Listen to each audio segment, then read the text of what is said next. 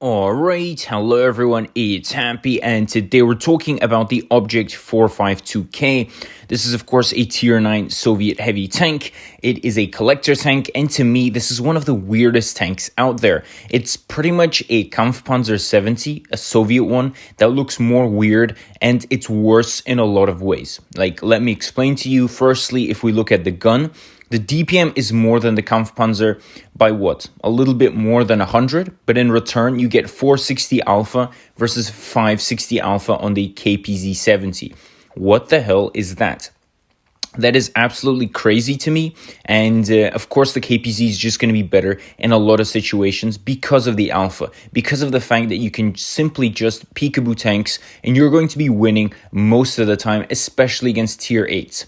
460 alpha coupled with a horrible weapon handling, like the KPZ seriously has a better aim time and better dispersion level and better accuracy on the move. Like, that is absolutely stupid to me because, again, the KPZ has a bigger caliber, even though technically the Object 452K should have the better weapon handling. The KPZ doesn't have that much better weapon handling. It's still sort of similar, but it's just the fact that the raw numbers are still better on the KPZ is what shocks me, because again, the Object 452K just doesn't feel as good when it comes to the weapon handling. The aim time is long, the accuracy is not good enough for 460 alpha. Again, simply my opinion. The only thing that's better on the Object 452K is definitely going to be the gun depression at 7 degrees, and the fact that you can actually, if you go into sort of a clinch situation with the enemy, you are going to be winning in those scenarios, simply because the enemy won't necessarily be able to target your weaker spots in the clinch unless they have crazy gun depression, right? Now, if we look at the mobility, both are 40 kilometers forward. The KPZ is going to be 15 kilometers backwards, which is faster than the Object 452K, which only has 12.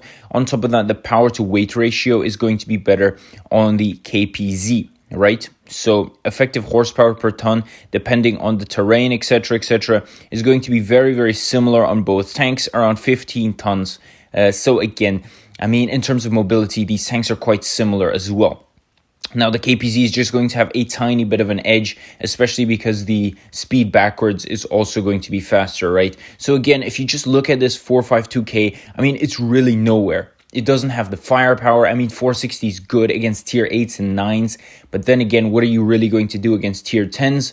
I mean, it's just all over the place. The only other positive I can find is that the 452K has AP, while the Kampfpanzer 70 has APCR, I guess. But then again, you can overcome this as well. I mean, 560 alpha is just so much better in terms of gameplay and just fun that, I mean, like the 452K, I mean, even though it looks insane, is not really going to be able to compete against the KPZ, in my opinion. And the KPZ is an old tank. It's not OP. It's not crazy or anything. It's just that this Soviet tank is just going to be much, much worse. So tell me what you guys think about this in the comment section below. And with that, Happy is out, and I'll definitely see you guys next time. Bye-bye.